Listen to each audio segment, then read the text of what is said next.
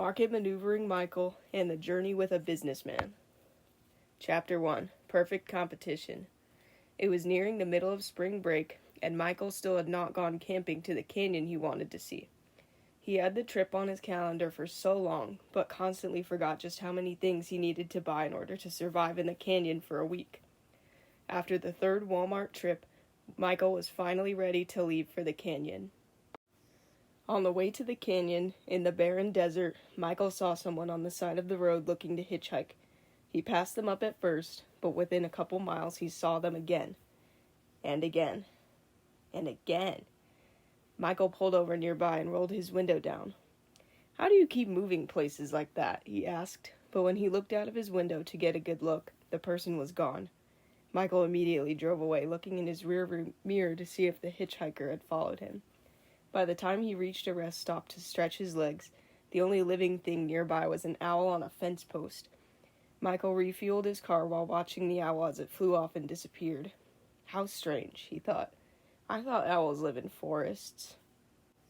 When Michael reached his campsite, he set up his tent right next to the car and ate Spam for dinner. He saw the owl again, walking right beside his car until it disappeared behind a tire.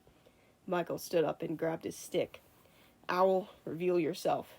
Michael got ready to spear whatever owl flew at him, but instead, a deer man in a suit came from behind the car. "Say, you wouldn't happen to have some oranges?" Deer man asked, approaching Michael with a business card. "Oh, where are my manners? I'm Business Walker, and I just want some oranges." Michael stood frozen in disbelief until he was able to reply that he only had one orange. "Do you care what brand it's from?" "This one's a Dole orange." "I don't care because oranges are part of a pure competition market. No matter what brand of orange I have, they all taste relatively the same and are of similar quality to each other. Same thing with flour, sugar, bananas. Most produce is the same price because the companies selling the products all sell very similar things, and the consumer just has to choose which one to buy." Business Walker ate the whole orange whole and decided to sit with Michael around his campfire. "Did you know a pure competition market also exists for vehicle manufacturers?" Business Walker asked. "The reason for that is because of elastic demand." Michael listened to Business Walker explain this, and the more he talked, the more Michael was interested in getting out of hiding. Elastic demand for a pure competition market benefits the consumers more than the companies. This is because the consumers already know everything about the product, and therefore know a reasonable price for it. When a firm sets the product price too high, they'll lose out on a lot of profit because consumers will look elsewhere for a reasonable alternative. Business Walker explained, looking very hungrily at Michael's leftover Spam tin. "I bet I could find a reasonable alternative to Spam if you let me loose in a Walmart. Let's go back to one right now." Chapter 2. Oligopolies and You. Michael felt like he had no choice but to take Business Walker back to civilization and get some generic Spam from a Walmart. The more he hung out around Business Walker, the more unsettled he felt. After packing everything up, Michael allowed Business Walker to sit in the front seat, and he gave him a cold Dr. Pepper. Michael himself had a Pepsi. "Did you know that Dr. Pepper is owned by Coca-Cola in some places, but PepsiCo in others?" Business Walker asked, and consumed the entire can. "No, I didn't know that." "Why?" Michael asked, staring straight ahead to avoid eye contact with Business Walker's glossy deer eyes. "That's because Coca-Cola and PepsiCo are oligopoly companies. They own most of the carbonated soda stuff in the world and just work together to sell it and bring more money to one another. Same thing with OPEC." Business Walker ate another can of Dr. Pepper. "I also want some Mr. Pibb from Walmart." "Put on a movie, can you?" Business Walker asked Michael. Michael used his phone and turned on Rio for him. "That reminds me.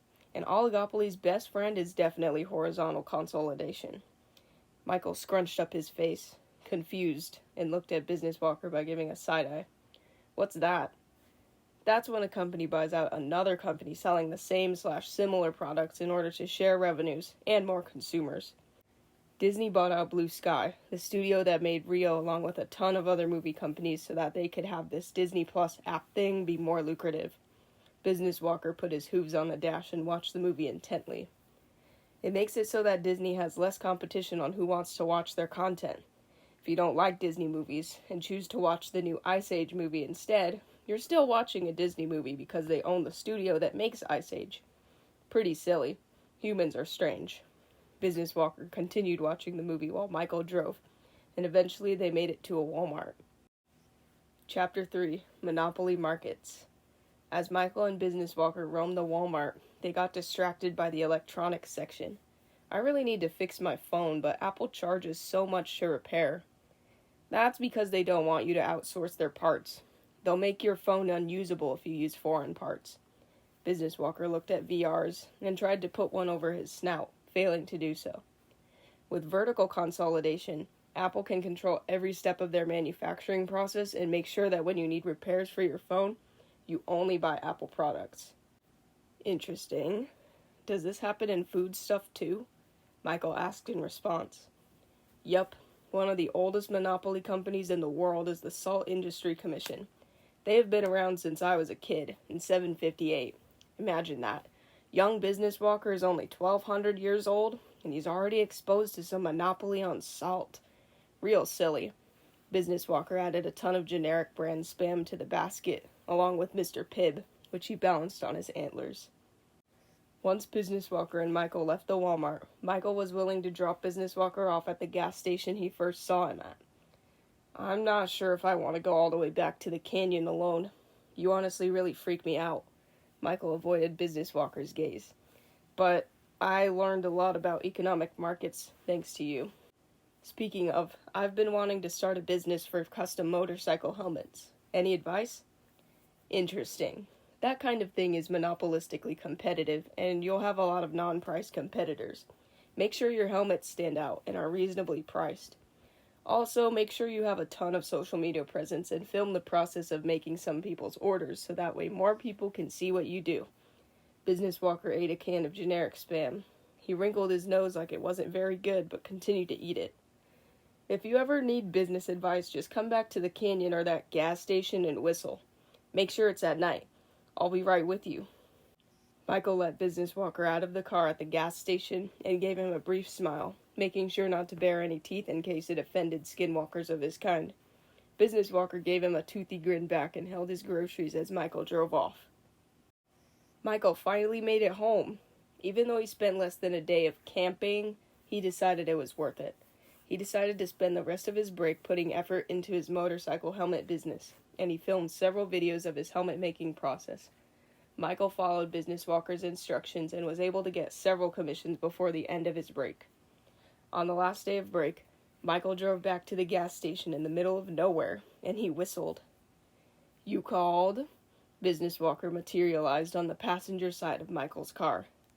Hey, how's that motorcycle helmet business going? Awesome right now, actually. Thanks for the advice. I brought you some Spam as a thank you. Michael opened his trunk and showed Business Walker the huge case of Spam. Business Walker smiled and disappeared into the night with all of the Spam once more.